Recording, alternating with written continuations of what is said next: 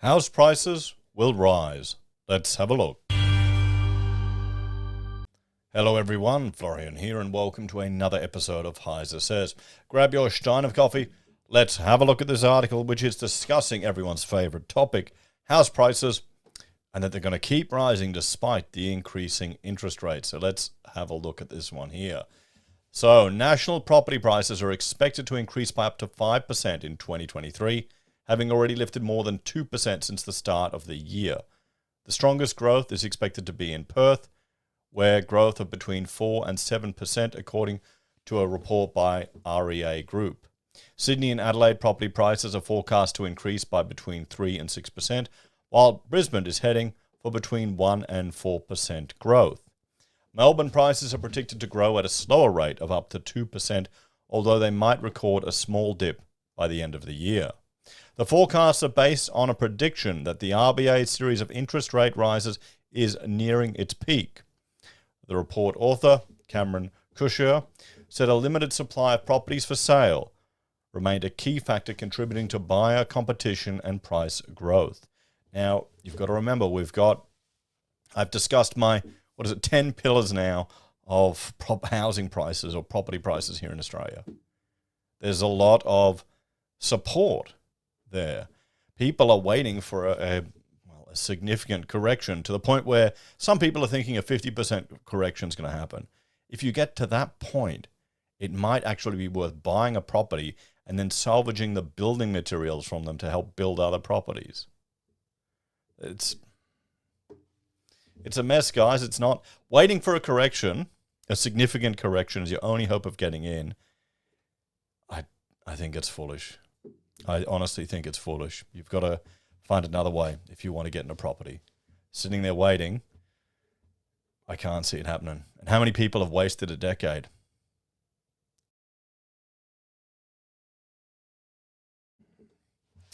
So, he said the outlook for 2024 was less clear, with a large cohort of fixed-rate borrowers' mortgages set to expire from current interest rates of around 2% and reset to around 6%. Yes. And I'm one of those people. And several of the other viewers of the channel are among that cohort. Now, you've got people like me that are older and had a mortgage for some time and locked it in because we didn't trust the Reserve Bank to not lift rates. Or we saw a 0.1% cash rate and pretty much bet that it wouldn't go any lower. There was some talk of negative rates. There was the media reporting that the RBA is asking the banks to prepare for that capacity. But our very own governor, or the previous governor, he's still there. He's still in the job for now. He told the senators that it's not going to happen. It doesn't work. It actually has the negative impact. Negative rates encourages people to save more. So if people like me who come off their mortgage at such a low rate, okay, we're going to be stung with higher interest, but how many of us have had it for so long that it won't really matter? It's the people who bought in during the mania that got in a house with the lowest rate they could, locked it in, and probably were at the edge then. They're the ones that may face some challenges coming forward. Interest rate changes act with a lag, and as such, the possible impact of higher repayments on these borrowers won't be seen until 2024, he said. At this stage, we are forecasting moderate price growth in 2024. So they're saying that in 2024 there'll be an increase in the repayments. And let me bring up, how about we go through while we're at it, the 10 pillars here. Let's try and get that working. No, F10. Wait. F5, there we go. Bear with me for a second, everyone, while I figure out how to get PowerPoint working. You know, that's it. I'm getting old. So if we jump over to here, there we go. So the 9 pillars of the housing market, actually 10. I've got to, you know what? Let's update that right now while we're recording, so I don't forget, because I'll forget otherwise. I will forget. There we go. you know what, I'm just going to remove the 9 and just say pillars of the Aussie housing market, because we're going to be adding to this list as it goes, honestly. The first one is, oh, well, that's the IMF paper that spurred this investigation, is the fewer bad loans that exist. They're less bad loans. Sure, we've got non-performing loans, but it really peaked during the pandemic and it's gone down since then. We're not even at pre-COVID levels yet with non-performing loans. They're opening the gates. People are coming back to Australia. They want to move here. They want to study here. They want to work here. Migration is coming back. That's more demand for property. Sure, many of the migrants are students. They'll only be here for a few years, but that'll put more demand on houses, on apartments, on student accommodation. You've got, we can see the numbers there, you've got the construction apocalypse. This playlist is now at 100. I've got, for this week, it's pretty much been one video a day, sadly, of another builder going bust. It's because it's tax time. That's why they're facing reality. But you have to remember, this has been the consequences of, well, partly to blame, of the market overheating due to a home builder. So whenever the government wants to stimulate and spend and intervene in the market, there are consequences to it. We have to remember that. We have to educate people on that. That something may have the best intention, it may sound really good, but you need to take a step back and look at the bigger picture. Sadly, I think that's something that many people don't want to do in Australia, honestly. This is getting even longer. Now, here's the thing. You've got insolvencies, controlled appointments, they're jumping back up. It went lower during the pandemic period because they allowed businesses to trade while insolvent. Our government support, they're reducing the market. You've got the cash rate. 3% was an emergency level. We're probably at a healthy, normal cash rate now. So if it stayed at about 4%, hovered around 4.5, 5%, maybe 3.5%, if it stayed in that band moving forward, that could be quite healthy. Normal. You've got home builder juice the market. You can see there in the housing approvals how they spiked up, and that had flow-on effects to other parts of the construction game. Oh, the grants up to 88 grand. Shared equity. Have they stopped talking about shared equity?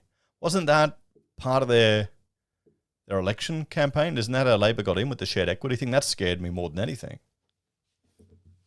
The 5 and 2% deposit backed by the government. You've got negative gearing. It's part of our culture. The super withdrawal. So all of these things help stimulate the market. You've got the zombie companies kept alive. We're starting to see the consequences of that. You've got NIMBYism, local councils. So people can say they support affordable housing, but then the prospect of a development near them, oh no, suddenly not. I remember public transport to allow more affordable housing, accommodation, greater density. No, we can't have that. That's how it is. You got market competition. 50% of Aussies live in these 3 cities. So it may be a huge country, but half of us live here. You've got NCC changes, construction code changes that are coming in. I have to check what's coming in Queensland so far. I know I've done an update on it. We're going to do some talks about it. But it's estimated that'll add $30,000 to each build. So there you go, guys. These changes in the legislation, in the construction code, they may sound good. You may vote for them. People may want them. But they have impacts on people getting into a house. Just remember that. APRA intervention.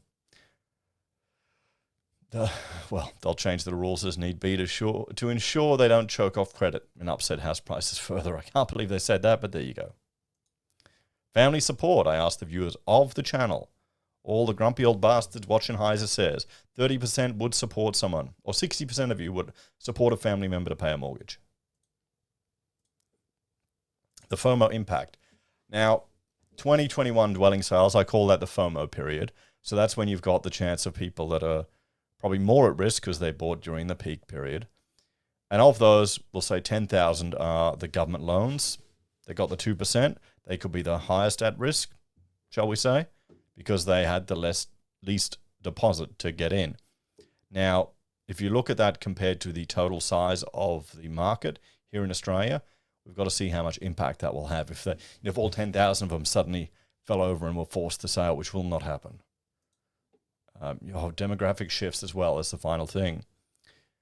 I need to make a slide for this, but there's a greater demand for single-member households and smaller households. It's shifting. The Australian demography is changing. Families my size, big families with 6 kids, 7 kids, we are freaks. We are freaks, guys. So, even having 2 kids is getting rare now. So let's have a chat about all of this, guys. So they're predicting property prices will keep going up, even with interest rates increasing. I mean, think about it. We've had a pandemic, a once-in-a-100-year event. We've had significant government interventions in the economy. We've had trade disruptions. We've had natural disasters. There's wars overseas. And what's happening to Australian property prices? It's Aussie gold, mate, isn't it? It's bloody Aussie gold. Is it fair? Is it not? Is it a free market? No, it's not. Is it a tool the government will use at multiple levels of politics to stimulate the economy? 100%. Is it going to be solved anytime soon with any of the policies they're putting forward? Not easily. What you need to do is you need to increase supply dramatically. And there's a lot of people who probably don't want that to happen. You tell me, guys, what do you think? Do you think property prices will keep going up? Or is it going to flatline? Or will it fall? As always, thanks for watching. Check out HiserBim or Heiser Does. And if you're a fan and enjoy my content, you can support us on YouTube or Patreon. Use our referral links, buy my pocket squares, or call us if you need an architect. Take care. Have a great night. I'll see you next time. Bye for now.